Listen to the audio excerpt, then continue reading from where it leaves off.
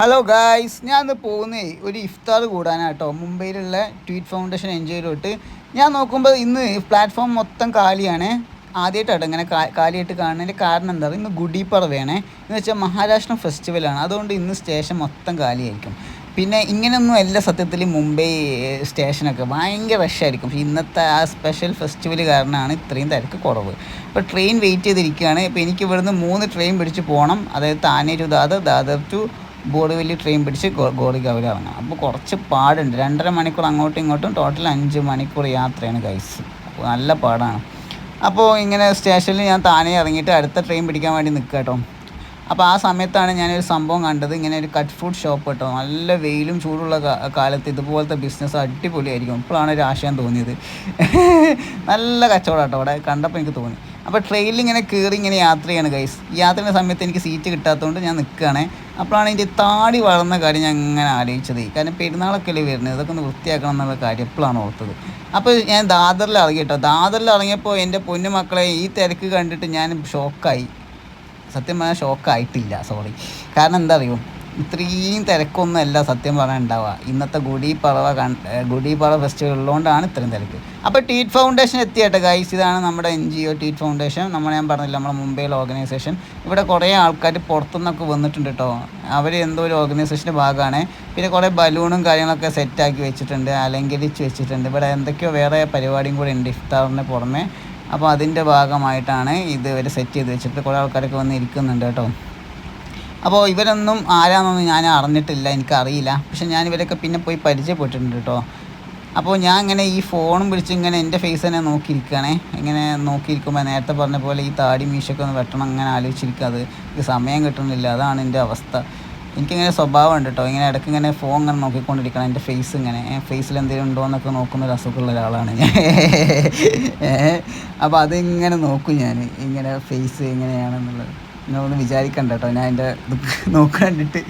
അപ്പം ഇതിൽ കുറേ ആൾക്കാർ ഞാൻ അറിയില്ല എന്ന് പറഞ്ഞില്ല. അപ്പോൾ അതിലൊരു മലയാളീനെ കണ്ടുമുട്ടിട്ടോ. ആ കണ്ണടച്ച കുട്ടിയാണ് മലയാളി. അപ്പോൾ ഞാൻ ആടുത്ത് സംസാരിച്ചപ്പോൾ ആൾ പാലക്കാടെന്നൊക്കെ പറഞ്ഞ് അങ്ങനെ കുറേ നേരം സംസാരിച്ച് ഞാൻ എൻ്റെ നാടൊക്കെ പറഞ്ഞ് മലപ്പുറമാണ്. അങ്ങനെയൊക്കെ കുറേ നേരം കാര്യങ്ങളൊക്കെ സംസാരിച്ച് അങ്ങനെ ഇവരെനിക്കൊരു ചോക്ലേറ്റൊക്കെ തന്നിട്ടോ. ആ ചോക്ലേറ്റ് ഇടത് പെർക്ക്. പക്ഷേ ഇത് കഴിക്കാൻ പറ്റില്ല ഗൈസ്, കാരണം നോമ്പായതുകൊണ്ട്. നോമ്പ് മുറിച്ചിട്ടല്ലേ ഇതൊക്കെ തിന്നാൻ പറ്റുള്ളൂ.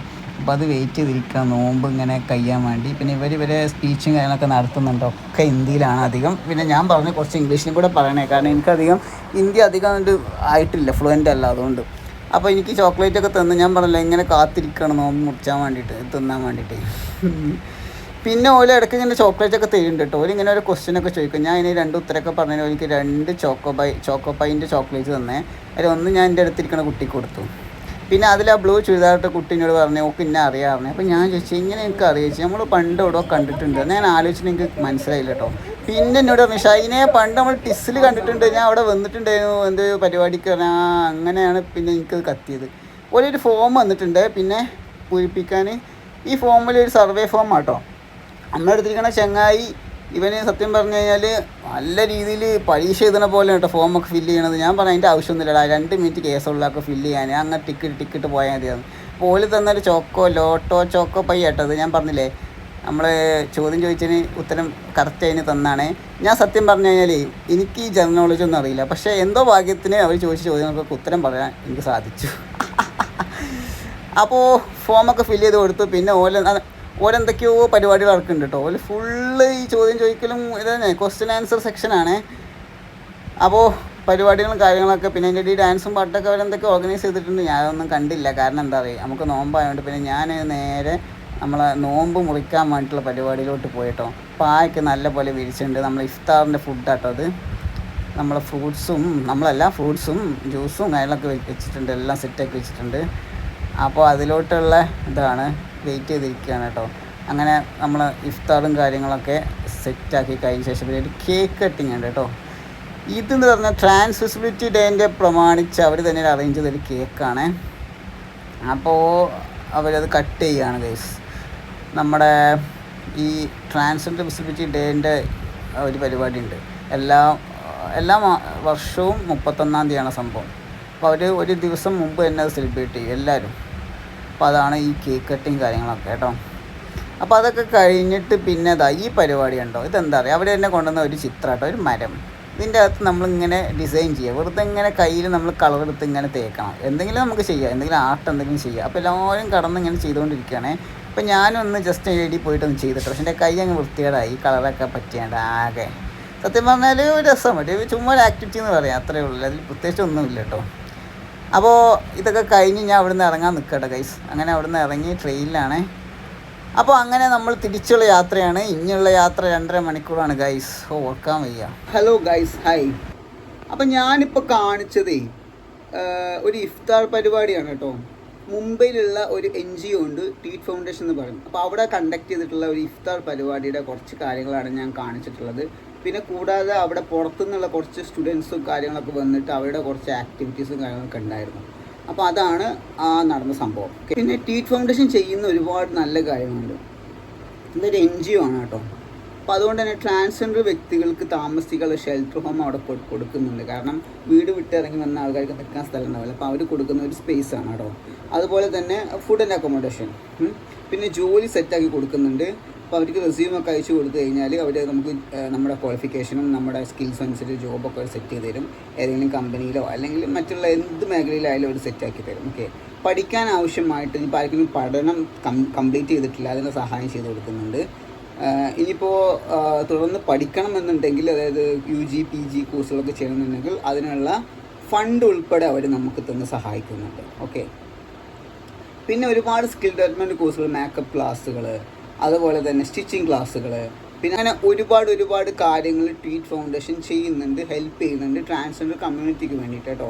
അപ്പോൾ അവിടെയാണ് ഞാൻ പോയിട്ടുള്ളത്. പണ്ട് ഞാൻ അവിടെ സ്റ്റേ ചെയ്തിട്ടുള്ള ഒരാളായിരുന്നു. കാരണം കുറച്ച് കാലം എനിക്ക് അവിടെ നിൽക്കേണ്ട ഒരു അവസ്ഥ വന്നിട്ടുണ്ട്. വേറെ ഒന്നിനല്ല, എനിക്ക് പെട്ടെന്ന് അക്കോമഡേഷൻ മുംബൈയിൽ കിട്ടാത്തത് കൊണ്ട് കുറച്ച് കാലം ഞാൻ അവിടെ സ്റ്റേ ചെയ്തിട്ടുണ്ടായിരുന്നു. ആ സമയത്ത് നല്ല എക്സ്പീരിയൻസ് ആയിരുന്നു എനിക്കുണ്ടായിരുന്നത്. കാരണം സാധാരണ നമ്മളിപ്പോൾ കേരളത്തിലെ ഷെൽട്ടർ ഹോമിൽ ഞാൻ വർക്ക് ചെയ്തിട്ടുണ്ട് കേട്ടോ. കേരള ജസ്റ്റിസ് ബോർഡിൻ്റെ അന്ന് കേരള സാമൂഹിക വകുപ്പിൻ്റെ ഷെൽട്ടർ ഹോമിൽ ഞാൻ വർക്ക് ചെയ്തൊരു വ്യക്തിയാണ്. 2019 ഞാൻ ഷെൽട്ടർ ഹോം സ്റ്റാഫായിരുന്നു. അവിടെ ഞാൻ താമസിച്ച് വർക്ക് ചെയ്ത ഒരാളാണ്. അപ്പം അവിടെ ഒരു പ്രശ്നം എന്താണെന്ന് വെച്ച് കഴിഞ്ഞാൽ, അവിടുത്തെ സ്റ്റാഫുകൾക്കോ അല്ലെങ്കിൽ അവിടെ കുട്ടികൾക്കോ ഭക്ഷണം അത്ര കംപ്ലീറ്റ് ആയിട്ട് തികഞ്ഞിട്ടുണ്ടായിരുന്നില്ല. ഇന്ന് 2019 ഉണ്ടായിരുന്ന സാമൂഹിക വകുപ്പിൻ്റെ ഷെൽട്ടർ ഹോമിൽ സത്യം പറഞ്ഞു കഴിഞ്ഞാൽ ഈ 3 നേരത്തെ ഭക്ഷണം അല്ലാതെ അഡീഷണൽ ഒന്നുമില്ല. അതും കൃത്യം ഇത്ര അളവ് എന്നൊരു കണക്കുണ്ടായിരുന്നു ഒരു കുട്ടിക്ക്. അതിൻ്റെ കൂടുതലും ഇല്ല, ഒന്നുമില്ല. പിന്നെ എന്ന് പറഞ്ഞാൽ ബാക്കി സമയമൊക്കെ വിശന്നിരിക്കുക, ഈ അവസ്ഥയായിട്ടുണ്ടായിരുന്നു. അപ്പോൾ അതുകൊണ്ട് തന്നെ പിന്നെ അവിടുത്തെ സ്റ്റാഫുകൾക്ക് ഫുഡ് ഉണ്ടായിരുന്നില്ല. ഞാനൊക്കെ സത്യം പറഞ്ഞാൽ ഒരുപാട് പട്ടിണി കിടന്നിട്ടുണ്ട്. കുറച്ച് ചോറ്, കാരണം ആ സമയത്ത് കോവിഡ് ടൈമും കൂടിയായിരുന്നു. കോവിഡ് ടൈമിലൊന്നും എനിക്ക് വെളിയിലൊന്നും പോയി കഴിക്കാൻ പറ്റുന്ന സാഹചര്യമായിരുന്നു. അപ്പം ബാക്കി ഇത്തിരി ചോറുണ്ടാവും പാത്രത്തിൽ. ആ ചോറ് കൂട്ടി കഴിച്ചൊരവസ്ഥയൊക്കെ ഉണ്ടായിട്ടുണ്ട് എനിക്ക്. നമ്മൾ ആ ബാലൻസ് ഉള്ള കുറച്ച് ചോറും ഇച്ചിരി കറിയൊക്കെ കൂട്ടിയിട്ട് എങ്ങനെയൊക്കെയോ ഒരു എന്താ പറയുക കഴിച്ച് കൂട്ടിയൊരു സമയം ഉണ്ടായിരുന്നു എനിക്ക്. ഒത്തിരി പട്ടിണി കിടന്നിട്ടുണ്ട്, ഒത്തിരി. അപ്പോൾ അതുകൊണ്ട് അങ്ങനെ ഒരു അവസ്ഥ കേരളത്തിലെ ഷെൽട്ടർ ഹോമിൽ ഉണ്ടായിട്ടുണ്ട്. പക്ഷേ ഈ ട്വീറ്റ് ഫൗണ്ടേഷനിൽ ഞാൻ സ്റ്റേ ചെയ്തിട്ടുണ്ടായിരുന്നു കുറച്ച് കാലം. കാരണം ഞാൻ പറഞ്ഞല്ലോ, എനിക്ക് ജോലിയുടെ ആവശ്യത്തിന് എനിക്ക് അക്കോമഡേഷൻ പെട്ടെന്ന് കിട്ടാത്തത് കൊണ്ട് ഞാൻ അവിടെ ഒരു കുറച്ച് കാലം അവിടെ സ്റ്റേ ചെയ്തിട്ടുണ്ട്. അത് കുറച്ച് മാസങ്ങൾ. ആ സമയത്ത് ഞാൻ ഇൻറ്റേൺഷിപ്പും കൂടെ ചെയ്യുമായിരുന്നു. കാരണം പെട്ടെന്ന് മുംബൈയിലൊക്കെ ഒരു അക്കോമഡേഷൻ കിട്ടുക എന്ന് പറഞ്ഞാൽ ഭയങ്കര പ്രയാസമാണ്. അപ്പോൾ അതുകൊണ്ട് അവിടെ എനിക്ക് താൽക്കാലികമായിട്ട് ഞാൻ ഇൻറ്റേൺഷിപ്പ് ചെയ്തുകൊണ്ടിരിക്കുന്ന സമയത്ത് ഞാൻ അവിടുത്തെ ഒരു അന്തേവാസിയായിട്ട്, അതായത് അവിടെ ഇൻമേറ്റായിട്ട് ഞാൻ അവിടെ താമസിച്ചിട്ടുണ്ട്. ആ സമയത്ത് നല്ല എക്സ്പീരിയൻസ് ആയിരുന്നു എനിക്കുണ്ടായിരുന്നത്. കാരണം അവിടെ ഇതുപോലത്തെ ഒരു ഫുഡ്, കാരണം അത് മഹാരാഷ്ട്ര ഗവൺമെൻറ് ഒട്ടും സപ്പോർട്ടല്ല. മഹാരാഷ്ട്ര ഗവൺമെൻറ് ട്രാൻസ് സപ്പോർട്ടല്ല. എന്നിട്ട് പോലും അങ്ങനെ ഒരു NGO റൺ ചെയ്യുന്നുണ്ടെങ്കിൽ മറ്റുള്ള ആൾക്കാരുടെ സഹായം കൊണ്ട് മാത്രമാണ്. ഒരുപാട് ഫണ്ടേഴ്സിൻ്റെ. അപ്പോൾ അതുകൊണ്ട് അവർ കറക്റ്റ് ഫുഡ് മാത്രമല്ല കൊടുക്കുന്നത്, നല്ല രീതിയിൽ ഫുഡ് കൊടുക്കുന്നുണ്ടായിരുന്നു. ഞാനൊക്കെ സത്യം പറഞ്ഞാൽ നല്ല രീതിയിൽ തടിച്ച് കൊഴുത്തിട്ടുണ്ടായിരുന്നു അവിടെ നിന്ന്. കാരണം അവർ നമുക്ക് നല്ല രാവിലെ ബ്രേക്ക്ഫാസ്റ്റ്, ഉച്ചയ്ക്ക് ലഞ്ച്, അതുപോലത്തെ ഇടയിലുള്ള നമുക്ക് സ്നാക്സ് ഉണ്ട്. പിന്നെ ആരെങ്കിലുമൊക്കെ വന്നു കഴിഞ്ഞാൽ നമുക്ക് അതിനുള്ള ഫുഡ് വേറെ തരുന്നുണ്ട്. പിന്നെ എല്ലാ രീതിയിലുള്ള നമ്മൾ ബർത്ത്ഡേ സെലിബ്രേറ്റ് ചെയ്യും, അതുപോലെ തന്നെ ഓണം സെലിബ്രേറ്റ് ചെയ്യും. എന്താ പറയുക, ക്രിസ്മസ് സെലിബ്രേറ്റ് ചെയ്യും. എല്ലാ ഫെസ്റ്റിവലും ഓണം നമ്മളവിടെ സെലിബ്രേറ്റ് ചെയ്യാറില്ല, പക്ഷേ ഓണം സെലിബ്രേറ്റ് ചെയ്തിട്ടുണ്ട് കേട്ടോ. കാരണം ഞാൻ പറഞ്ഞു ഓണം സെലിബ്രേറ്റ് ചെയ്യണമെന്ന് പറഞ്ഞപ്പോൾ അവരൊരു ഫണ്ടേഴ്സിനെ കണ്ടുപിടിച്ച് ആ ഫണ്ടർ എല്ലാം കൂടെ കൂട്ടിയിട്ട് അവരിൽ കുറച്ച് ആൾക്കാരും കൂടെ ആഡ് ചെയ്തിട്ട് ഓണം സെലിബ്രേറ്റ് ചെയ്തു. 2 തവണ അവിടെ ഓണം സെലിബ്രേഷൻ നടന്നു കേട്ടോ ട്വീറ്റ് ഫൗണ്ടേഷനിൽ. മുമ്പത്തെ കാര്യമാണ് ഞാൻ പറയുന്നത്. അതുപോലെ തന്നെ ക്രിസ്മസ്, ഈദ്, എല്ലാ ഫെസ്റ്റിവലും ആഘോഷിക്കും. അവിടുത്തെ അതിനുള്ള ആൾക്കാരും വരും, പുറത്തുനിന്ന് ആളുകൾ വരും, ഒക്കെ വരും. പക്ഷേ ഇങ്ങനെ ഒരു ഷെൽട്ടർ ഹോമിൽ അങ്ങനെ ഒന്നുമില്ല. ഇവിടെ ആരും ഒരു സെലിബ്രേഷൻ അവനാന് വേണമെങ്കിൽ അവനാൻ്റെ പൈസ കയ്യിൽ നിന്ന് എടുത്തിട്ട് ആഘോഷിക്കുക എന്നൊറ്റ സംഭവം മാത്രമേ ഉള്ളൂ. ഞാൻ നിന്ന സമയത്ത് ഉണ്ടായ കാര്യമായിട്ട് അത്. അപ്പോൾ അതുകൊണ്ട് വളരെ കുട്ടികൾക്കും മാനസികമായിട്ട് പ്രയാസമാണ്. നമുക്ക് വീടില്ല ഒന്നുമില്ലാതെ അടങ്ങി വരുന്ന കുട്ടികളാണ്. അപ്പോൾ അവർക്ക് ഇങ്ങനെയൊക്കെയുള്ള ആഘോഷങ്ങളൊക്കെയാണ് അവർക്ക് സന്തോഷം ഉണ്ടാക്കുന്നത്. അതൊന്നും ആ ഷെൽട്ടർ ഹോമിൽ അന്ന് ഉണ്ടായിരുന്നില്ല. നമ്മളെ കയ്യിൽ നിന്ന് പൈസ എടുത്ത് നമ്മൾ ഭക്ഷണം മേടിച്ച് കഴിക്കുക, അല്ലെങ്കിൽ അവിടുത്തെ ആഘോഷങ്ങൾ നടത്തുക എന്നേ ഉള്ളൂ കേട്ടോ. അപ്പോൾ ഈ ഫൗണ്ടേഷനിൽ ഒരുപാട് കാര്യങ്ങൾ, അപ്പോൾ ഒത്തിരി നല്ല രീതിയിലുള്ള ഫുഡും കാര്യങ്ങളും ഇഷ്ടം പോലെയായിരുന്നു. ഫുഡും കാര്യങ്ങളും അങ്ങനെ ഒരു കണക്കൊന്നും ഇവിടെ ഇല്ല. നമുക്ക് ഫുഡ് എത്ര വേണമെങ്കിലും കഴിക്കാം, അല്ലെങ്കിൽ നമുക്ക് അവിടെ പറഞ്ഞാൽ അത്രയും നമുക്കൊരു ഉണ്ടാക്കി തരും. എന്ത് സാഹചര്യം ഉണ്ടെങ്കിലും ഒരു നല്ലൊരു ഇതായിട്ട് എനിക്ക് തോന്നിയിട്ടുണ്ട് അവിടുത്തെ ഫുഡിൻ്റെയും മറ്റുള്ള കാര്യങ്ങളുണ്ട് കേട്ടോ. പിന്നെ ഹെൽത്ത് കെയർ അങ്ങനത്തെ കൗൺസിലേഴ്സ് വരുന്നുണ്ട്, ഡോക്ടേഴ്സ് ഉണ്ട്, പിന്നെ ഒരുപാട് ഫെസിലിറ്റീസ് ഉള്ള ഒരു NGO ആണ് ട്വീറ്റ് ഫൗണ്ടേഷൻ എന്ന് പറയുന്നത്. ഡോക്ടേഴ്സോട് 2-3 ഡോക്ടേഴ്സ് വരുന്നുണ്ട്. ഒന്ന് ഒരു കൗൺസിലർ വരും, പിന്നെ വേറെ കൗൺസിലർ വരും. പിന്നെ എന്തെങ്കിലും പ്രശ്നം ഉണ്ടെങ്കിൽ അവർ അതിനുള്ള മെഡിക്കൽ അസിസ്റ്റൻസ് തരും. എല്ലാ കാര്യങ്ങളും ഉണ്ടായിരുന്നു അവിടെ. അപ്പം നല്ല രീതിയിൽ തന്നെ ഒരു ഹോമാണ് ട്വീറ്റ് ഫൗണ്ടേഷൻ. അപ്പോൾ അവിടെയാണ് നമ്മുടെ ഇന്ന് ഇഫ്താർ പരിപാടി നടത്തിയിട്ടുണ്ടായിരുന്നത്. ആക്ച്വലി നല്ലൊരു ഇഫ്താറായിരുന്നു. ഞാൻ പറഞ്ഞില്ല, എല്ലാ പരിപാടികളും നടത്തും. ഇഫ്താറായാലും മറ്റുള്ള എല്ലാ കാര്യങ്ങളും ഉണ്ട്. പിന്നെ ആക്ടിവിറ്റീസ് കൂടുതലാണ്. വെളിയിൽ നിന്ന് ആൾക്കാർ വന്നിട്ടുള്ള ഒരുപാട് കുട്ടികൾക്ക് പ്രചോദനം കൊടുക്കുന്ന ആക്ടിവിറ്റീസ് ഉണ്ടാവും, പല രീതിയിലുള്ള ആക്ടിവിറ്റീസ് ഉണ്ടാവും. അപ്പോൾ അതൊക്കെ നമുക്ക് മെൻ്റലി ഭയങ്കരധികം ഹാപ്പിനെസ് കൊടുക്കും. കാരണം ഈ വീട് വിട്ടിറങ്ങി വരുന്ന കുട്ടികൾക്ക് വേറെ ഒരു ഓപ്ഷൻ ഇല്ല. അപ്പോൾ ഇങ്ങനത്തെ കുറേ കാര്യങ്ങൾ കാണുമ്പോഴും അവിടെ എൻജോയ് ചെയ്യണം സത്യത്തിൽ. അപ്പോൾ അങ്ങനെയുള്ള കുറേ സംഭവങ്ങൾ ഇങ്ങനെ മുംബൈ ബേസ്ഡ് ഓർഗനൈസേഷൻ ചെയ്യുന്നുണ്ട്. കേരളത്തിലെ അവസ്ഥ എനിക്ക് അറിഞ്ഞൂടാ ഇപ്പോൾ എങ്ങനെയാണുള്ളത്. പണ്ട് ഉണ്ടായിരുന്നില്ല. ഇപ്പം ട്രിവാൻഡ്രത്ത് ഷെൽട്ടർ ഹോം ഉണ്ടെന്ന് തോന്നുന്നു. അവിടെ എന്താ കഥ എന്ന് എനിക്ക് അറിഞ്ഞൂടാ. അവിടുത്തെ ഒരു ആക്ടിവിറ്റീസും കാര്യങ്ങളും ഞാൻ കണ്ടിട്ടില്ല ഇതുവരെ. ഇനി അതൊക്കെ പ്രൈവസി ആയിട്ടുള്ളതായതുകൊണ്ടാണോ എന്ന് അറിഞ്ഞൂടാ. അങ്ങനെയൊരു കാര്യങ്ങളും എനിക്ക് അറിഞ്ഞൂടാ. ഓക്കെ, അപ്പോൾ അതുകൊണ്ട് ഒരു ഷെൽട്ടർ ഹോമൊക്കെ നമ്മൾ നടത്തുകയാണെങ്കിൽ അത് ചുമ്മാ ഒരു പേരിന് നടത്തിയിട്ട് കാര്യമില്ല. അതിലൊരു ബെനിഫിറ്റ് വേണം. അതിൽ താമസിക്കുന്ന ആൾക്കാർക്ക് അതിൽ എന്താണെങ്കിലും. അപ്പോൾ അങ്ങനെയാണെങ്കിൽ അതൊരു കാര്യം ഉണ്ടാവുള്ളൂ. നമ്മൾ വെറുതെ ഒരു ആൾക്കാരുടെ മുന്നിൽ കാണിക്കാൻ സംഭവം നടത്തിയിട്ടുണ്ട് കാണിച്ചിട്ട് കാര്യമില്ലല്ലോ.